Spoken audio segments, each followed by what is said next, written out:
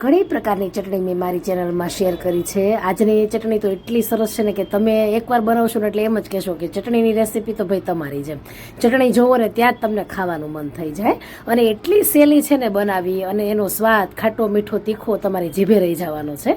બહુ જ મસ્ત છે. અને કેરી તમે જોવો ને એટલે તમને ચટણી બનાવો એમ મન થાય જ એમ. તો જુઓ, 376 ગ્રામ જેટલી કાગડા કેરી લેવાની છે અને સાથે મેં લાલ મરચાંનો પણ ઉપયોગ કર્યો છે. લાલ મરચાંનો ઉપયોગ એટલે કર્યો છે કે સરસ એવો તેને મારે કલર આપવો છે. અને હજી શિયાળો પૂરો થયો છે ને એટલે મરચાં હજી માર્કેટમાં મળે જ છે, અને કદાચ ન મળતા હોય ને તો કાશ્મીરી મરચો અહીં તમે વાપરી શકો છો. તો 210 ગ્રામ જેટલા લાલ મરચાં થયા છે. હવે કેરી અને મરચાં છે ને તેને આપણે પાણીથી ધોઈ લેશું. ઘણીવાર એવું થાય કે ઉનાળો છે એટલે અમુક શાકભાજી આપણને ભાવે નહીં, કંઈ બહાર જાઓ તો ઘરમાં શાક બનાવવાનો ટાઈમ નથી હોતો, અથવા શાક બનાવવાની જે છે નથી, ત્યારે આ ચટણી એટલી સરસ શાકની ગરજ સારે છે. પરફેક્ટ માપ સાથે હું તમને આજે ચટણી બનાવતા શીખવાડું છું, એટલે તમારે કંઈ સેજે અટવાવું જ નહીં પડે. જો કેરીને મરચાં ધોઈ લીધા છે, અને કેરી છે ને કાગડા કેરી છે, જે પ્રમાણમાં ઓછી ખાટી હોય છે. અહીં સેજ તમે માનો કે 2-3 દિવસ કેરી પડેલી હોય ને, કેમ કે માનો થોડીક પીળી થઈ ગઈ છે તો પણ આ ચટણીમાં ચાલે. એવું નથી કે આપણે તાજી કડક જ લેવાની એમ. 3-4 દિવસ થઈ જાય અથવા પોચી પડી જાય, ન ખાતા હોય ને તો પણ તમે આ ચટણી એની બનાવી શકો છો. તો જુઓ, કેરીની છાલ આપણે કાઢી લીધી છે. પછી છે ને તેને આપણે ટુકડામાં સમારવાનું છે. તો નાના નાના ટુકડા તેના કરી લઈએ. અને આ કેરી કેવી હોય છે કે પ્રમાણમાં ઓછી ખાટી હોય છે. તો છૂંદો પણ આ જ કેરીનો જનરલી બને છે. અને બીજી એક કેરી છે કે તો રાજાપુરીનો બને છે. તો જો આ રીતે ટુકડા કરી લીધા છે. ત્યાર પછી મરચાં છે. તો મરચાં છે ને આપણે થોડા કડક લેવાના છે, એ પોચા નહીં ચાલે. અને પોચા હોય ને તો વાસી મરચું આપણે રાખવું હોય તો સારું નહીં એમ કે. તો જો નસ અને બીના ભાગને કાઢી લઈએ. નસ એટલા માટે કાઢીએ છીએ કે એસિડિટી થવાની શક્યતા અહીં ના રહે. જો નસને કાઢી નાખો તો, અને તીખા હોય અને તમે કાઢો એ વાત અલગ છે, પણ નસને કાઢી નાખો ને તો એસિડિટી નથી થતી. બીજ અને નસના ભાગને દૂર કરી લેવાનો છે. અને જો આ રીતે તેને પણ આપણે ટુકડામાં સમારી લીધા છે. હવે મરચાં અને કેરી છે ને તેને આપણે પ્રેશર કુકરમાં ઉમેરવાના છે. તો મરચાંના ટુકડા પહેલાં ઉમેરી દઈએ આ રીતે, અને સહેજ ફેલાવી લેવાના છે. ત્યાર પછી જે કેરીના ટુકડા છે ને તેને આપણે આમ અલગ જ બાફવાના છે, મરચાં સાથે નથી બાફવા. એટલે એને એક બાઉલમાં મેં ભરી લીધા છે. પછી મરચાં સાથે આપણે અડધો કપ જેટલું પાણી ઉમેરી દઈએ, એક સ્ટેન્ડ મૂકી દેવાનું છે. અને સાથે જે આપણે વાટકામાં ભર્યા છે ને કેરીના ટુકડા, એને પણ અંદર સ્ટેન્ડ ઉપર મૂકી દઈએ. અને હવે 1/4 કપ જેટલું જ તેમાં પાણી ઉમેરવાનું છે. બંનેમાં 1/4 કપ જેટલા પાણીની જરૂર પડી છે.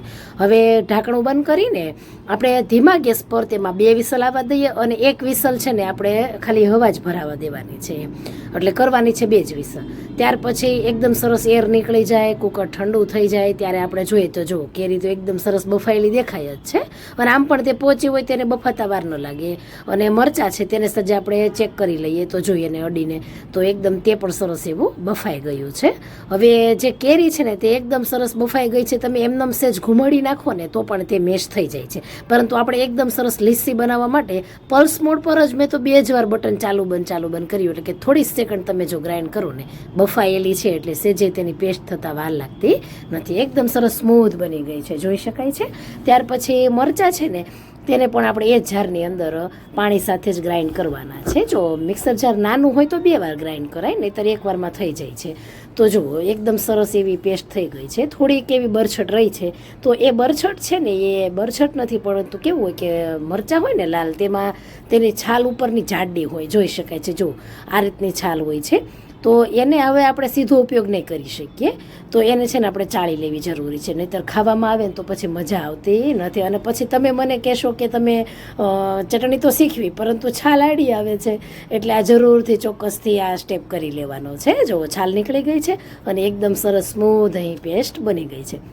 બસ આ જ લાલ મરચાંમાં આપણે છાલ કાઢી લઈએ, આ સ્ટેપ કરી લેવાનો છે. ત્યાર પછી જુઓ, હવે ચટણી બનાવીએ તો 2 ટેબલ સ્પૂન પ્રમાણે તેલ ગરમ કરવાનું છે. અને એક બીજી ટિપ્સ આપું કે તેલ કદાચ ન ઉમેરવું હોય કે ન ખાવું હોય ને તો પણ આ ચટણી બને. તો ફક્ત જીરું અને હિંગ છે ને એને તમે એમનેમ જ ચટણીની અંદર ઉમેરી દેવાનું, આ રીતે કૂક થતી હોય ત્યારે. તો 1.5 નાની ચમચી પ્રમાણે જીરું, 1/2 નાની ચમચી પ્રમાણે હિંગ, અને લાલ મરચું અને જે કેરીનો પલ્પ છે એ બંને સાથે જ ઉમેરી દેવાના છે. હવે જુઓ, અત્યારે થોડુંક તમને પતલું લાગે છે આપણે ચમચો ફેરવીએ એટલે મીડિયમ ગેસ પર આપણે 3 મિનિટ માટે કૂક કરશું એટલે આવું જાડું થઈ જશે. જ્યારે આવું જાડું થઈ જાય ને ત્યારે આપણે તેને મીઠી બનાવવા માટે ગોળ ઉમેરશું. તો જુઓ, કપ પ્રમાણે 1 કપ છે અને 131 ગ્રામ જેટલો ગોળ વજન કરીએ તો એટલો થયો છે. ત્યાર પછી હવે આપણે તેમાં ખાંડ ઉમેરીએ તો ખાંડ 1/3 કપ છે, એટલે કે 70 ગ્રામ ખાંડ થઈ એટલે 200 ગ્રામ જેટલું વજન થઈ ગયું બંનેનું, અને તે સાથે અંદર ઉમેરી દઈએ. અને અહીં ગોળનો પણ ભૂકો જ કરજો. અને હવે છે ને મીઠું અને આપણે સંચળ પાવડર ઉમેરીએ તો સંચળ મેં લીધો છે 3/4 ટીસ્પૂન, એટલે કે પોણી ચમચી, અડધી ચમચી મીઠું. હવે ખાંડ અને ગોળનું બંનેનું પાણી થશે, અને આ પાણી આપણે બળે ને અને થોડુંક જાડું જણાય ને ત્યાં સુધી આપણે તેને કૂક કરવાનું છે. અને માનો કે વધારે કૂક થઈ જાય તો અહીં કંઈ ટેન્શન એવું લેવાની જરૂર નથી. અને જુઓ ચમચામાં આપણે લઈએ ને આ રીતે, તો જો આ રીતે જાડી લાગે છે, જોઈ શકાય છે કે આ રીતે જાડી બની છે. પાણીનો ભાગ ઓછો લાગે, આમ જુઓ તમને દેખાય જ નહીં કે પાણીવાળું છે, એ પાણી ન લાગે, જાડું લાગે, ચમચા સાથે કોટ થઈ જાય એવી. અને એકદમ સરસ ખદખદવા લાગે, પરપોટા થવા લાગે ત્યાં સુધી આપણે તેને કૂક કરવાની છે, મીડિયમથી ધીમા ગેસ પર. લાસ્ટમાં તમે થોડી વાર માટે ફાસ્ટ પણ કરી શકો છો. અને જો આ રીતે જાડી લાગે, ચમચામાંથી એકદમ જાડી ધાર પડે, અને જે ચમચો છે ને તેમાં પણ સારી એવું કોટ થઈ જાય, અને આ રીતે વચ્ચે લીટી કરો ને તમે તો બંને ભાગ ભેગા નથી થતા, અથવા તો પાણી જેવું નથી લાગતું. અને જુઓ ચમચામાંથી જ્યારે આપણે પાડીએ ને ત્યારે ચમચા સાથે કેટલી ચોટી છે એ પણ ખ્યાલ આવી જાય. અને હવે અડધી ચમચી પ્રમાણે ધાણા જીરું પાવડર ને અડધી ચમચી પ્રમાણે ચાટ મસાલો ગેસ બંધ કરીને ઉમેરવાનું છે. અને ગરમ છે ત્યાં જ તેને મિક્સ કરી લઈએ એટલે બંને સાથે જ તેમાં ફ્લેવર આવી જશે. હવે જુઓ એકદમ સરસ આ ચટણી છે ને એકદમ ઠંડી થઈ ગઈ છે, એટલે એકદમ ઠંડી થઈ જાય ને પછી જો આટલી જાડી બની જાય છે, જેવો સોસનું ટેક્સચર કેવું હોય છે તેવી થઈ જાય છે ચટણી. અને બહુ જ ટેસ્ટમાં સરસ લાગે છે. ઇવન કે તમે સમોસા સાથે ખાઈ શકો, કચોરી સાથે ખાઈ શકો છો, ભજીયા સાથે પણ ખાઈ શકો, કોઈ પણ ફરસાણ સાથે આ ચટણી સરસ લાગતી હોય છે, ખાટી મીઠી અને સાથે થોડીક તીખી છે. મરચાં ઉમેર્યા છે એટલે મેં તેમાં લાલ મરચું પાવડર નથી ઉમેર્યું. કાચના કન્ટેનરમાં આપણે ભરીને તેને ફ્રીજમાં 6 મહિના સુધી સ્ટોર કરી શકીએ છીએ. જ્યારે ખાવી હોય ત્યારે આ રીતે બાઉલમાં તેને તમે કાઢીને ખાઈ શકો છો. લાલ મરચાંના બદલે તમે કાશ્મીરી મરચું પણ કલર લાવવા માટે 4 થી 5 ચમચી પ્રમાણે ઉમેરી શકો છો. બહુ જ ટેસ્ટી બને છે. ટ્રાય કરજો, શેર કરજો.